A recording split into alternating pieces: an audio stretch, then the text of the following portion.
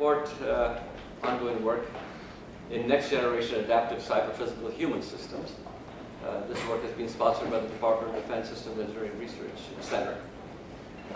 Many of you, a colleague from NSF, knows that the term cyber-physical system was coined by Helen Gill a few years ago, and it really caught on like wildfire all over the world. And NIST took off and did something in the area of cyber-physical social systems. The Department of Defense moved in the direction of cyber-physical human systems. There are several differences there.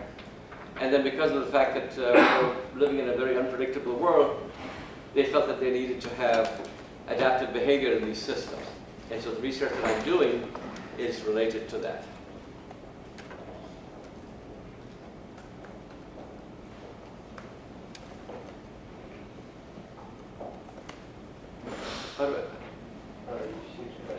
That's what I did.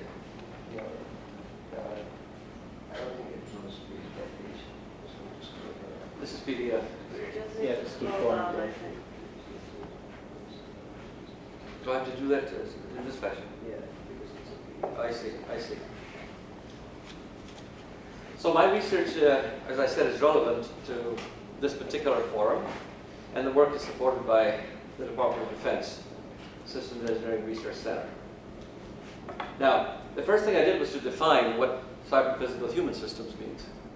So I defined it about a year and a half ago as a class of safety-critical socio-technical systems in which the interaction between the physical system and the cyber elements that control its operation are influenced and mediated by human agents.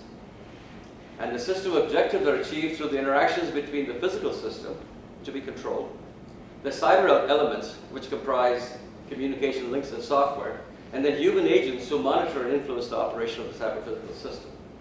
So you might ask, how is this different from a typical system? Well, the answer is, the distinguishing feature here is that human agents are able to intervene to redirect the cyber-physical elements or supply the needed information, not just to exercise manual override or assume full control. So it's much more granular, it's much more nuanced.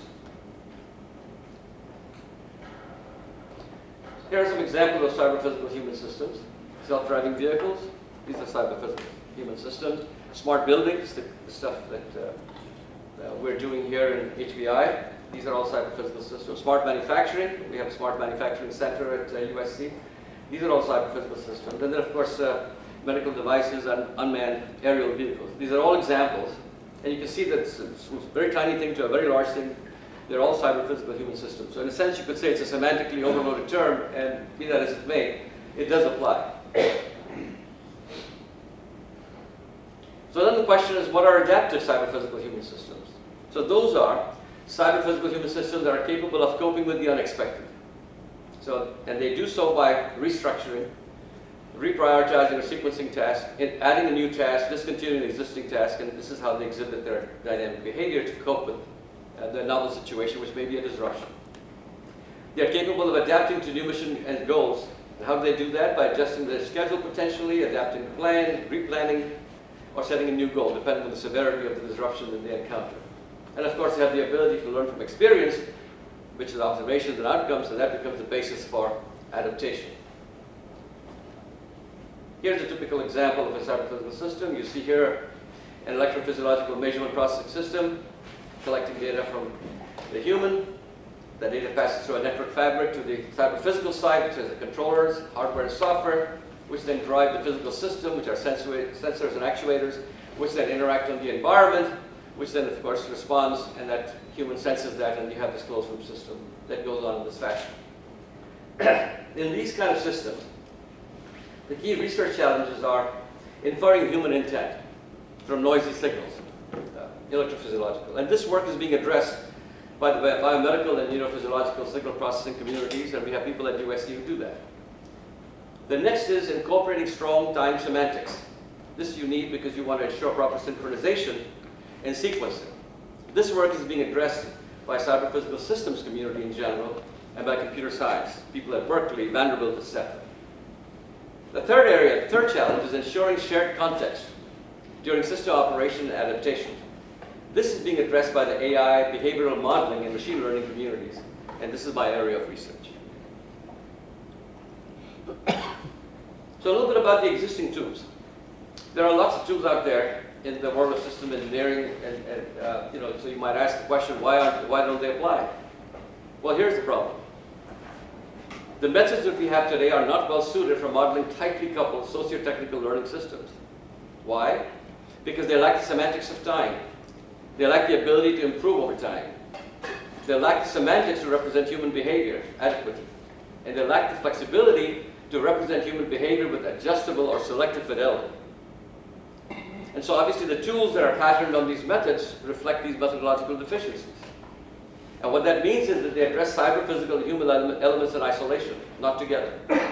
They focus primarily on subsystems because they're the result of reductionist work, and not their interactions or dependencies or synchronization constraints. More importantly, they're all build-time approaches. There's no provision for runtime learning so that you can improve your model of yourself and of the environment. And of course, they continue to reflect very poor representation of behavior, barely something more than a transfer function, if you will. So, against that backdrop, my research has been in the area of human behavior modeling, dynamic context management, and machine learning. The purpose of human behavior modeling is to represent human behavior interactions with the cyber-physical system under a variety of conditions in which humans don't do well, like cognitive overload, fatigue, drop in vigilance, etc. The requirements for behavioral modeling are to have adjustable fidelity, so you can have a simple or more complex model based on the demands of the problem. It needs to reflect the limitations of the computing environment in terms of memory and processing speed. It needs to reflect human cognitive limitations. It also needs to exhibit adaptability and creativity, which is really what makes humans what they are. And of course, it needs to have the criteria for when and how to intervene in cyber-physical processes so that you do no additional harm than what's already been done.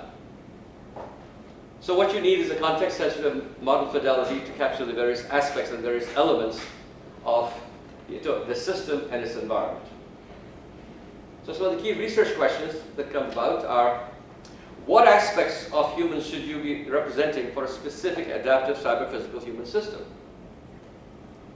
Importantly, is there a methodological basis that you can find for determining the appropriate sparse representation of a human for a particular class of cyber-physical human systems? Because if you can have sparse representation, you have reduced the computational load, you're still able to get the right answers, and you're able to work with that.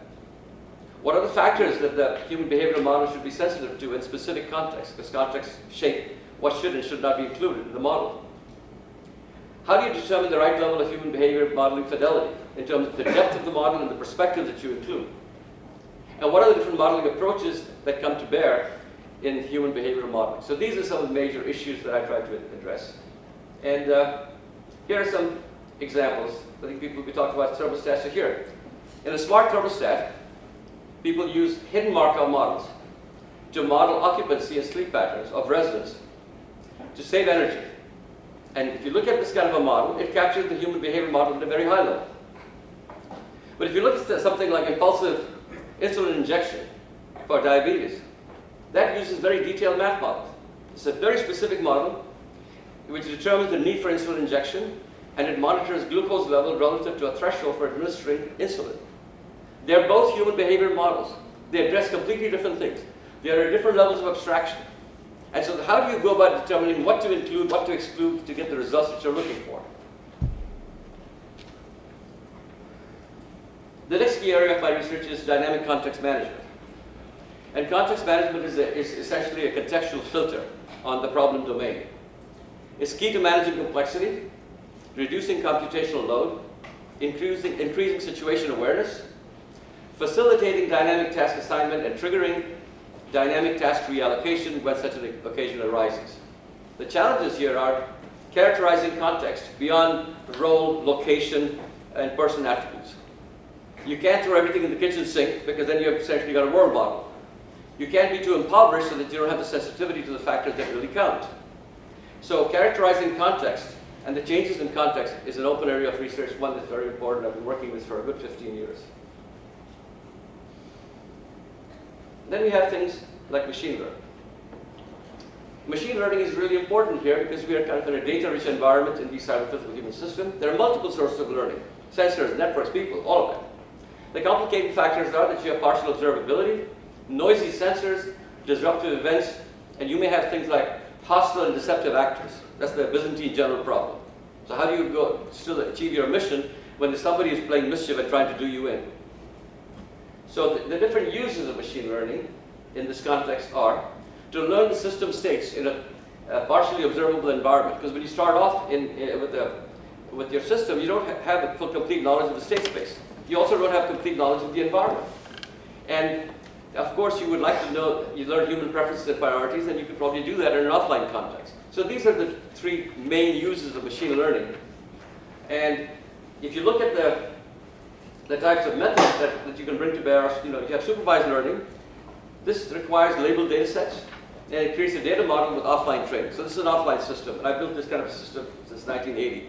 And you can capture preferences, and you can make the preferences context sensitive so that you're not left having one set of preferences that don't adapt to the human's need for change. Then you have unsupervised learning, which creates data clusters, learns the patterns and behaviors, and then continues to learn, train, and refine the model online during operation. This is unsupervised. It's called learning without a teacher. And then you have reinforcement learning, where you really interact with the environment. And as the evidence keeps coming in, you update your state space, you update your knowledge of the environment, and you act accordingly. If your decision making continues to improve, as your knowledge about your own system states and of the environment improves. So you essentially make decisions based on existing patterns or states and the real-time environmental feedback that you have from that environment. So I'm going to give you a very simple example, and everything that I'm showing you here, we have working in our lab. I have a lab that's, I forgot to mention that, but we have a lab that's called Distributed Autonomy and Intelligence Systems. We work in the area of self-driving cars and multi-UAV swarm control and stuff, and it's basically systems modeling, machine learning, digital twin technology, all that sort of stuff. Stuff there is real. So here is a simple example what I'll show you. You have a parked aircraft. You've got a bunch of sensors around it to protect it. You've got some building-mounted sensors that are also there to protect its perimeter. And the whole idea is how do you continue to secure and maintain the security of this aircraft in the face of contingencies? Like you may lose a sensor, you may lose a link, you may have a hovering quadcopter go out of business because of low battery or whatever. So the simple example in a nutshell is this. You have a transport aircraft that has landed on an airstrip. The goal is to maintain close surveillance towards intruders. You have different collection assets all the way from video cameras to LWIRs, unattended ground sensors. You've got quadcopter drones who are circling with downward-facing cameras. The goal is to maintain and maximize sensor coverage of the perimeter despite disruptions. And disruptions could be loss of a drone sensor or a malfunctioning video camera. The action that you take could be simple or compound. That means a combination of things. So you could reposition the flying drone, you could launch a reserve drone, you could request additional resources, things of that nature, and you could, of course, present the state of what's going on in terms of green, which is full perimeter coverage, yellow, responding to disruption, red, I lack the capability, help, and in red state, you basically alert the commander and say, beyond me, you need to kind of get into the game.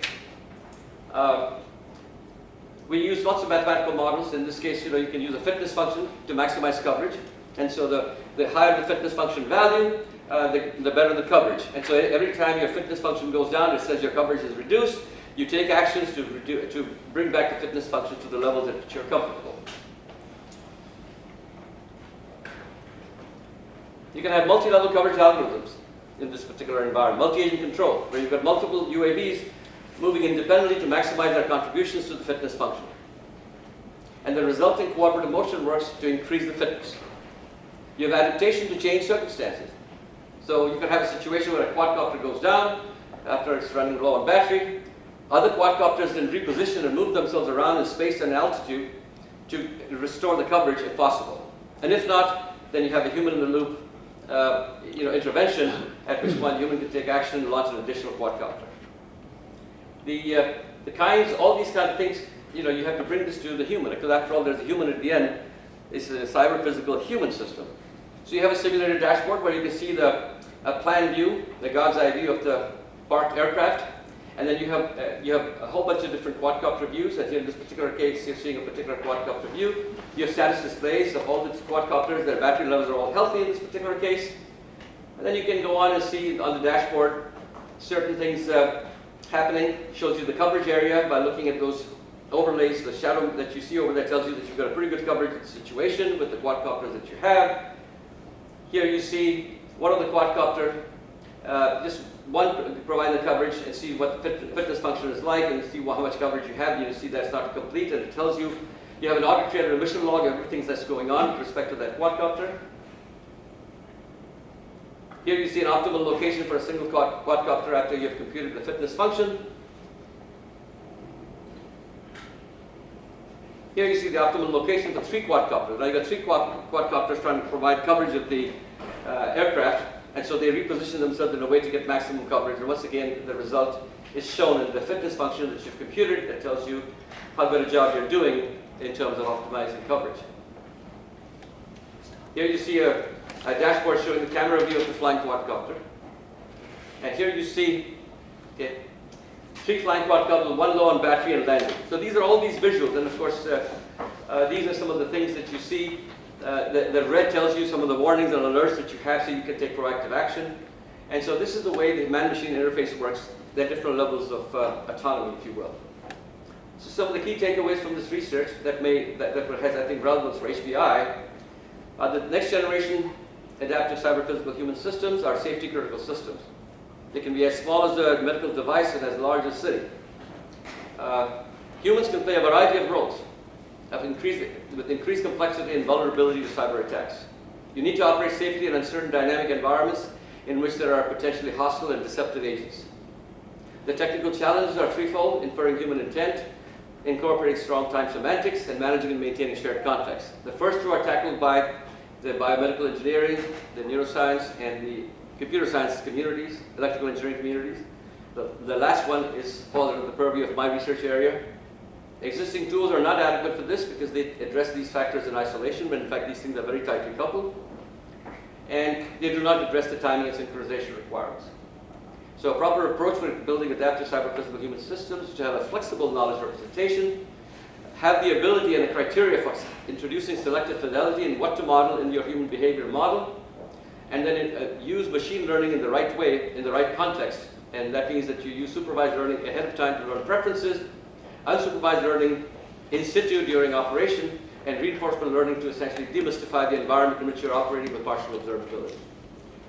With that, I would just leave you with a couple of my references that have been published in this area, and I'm done. Thank you.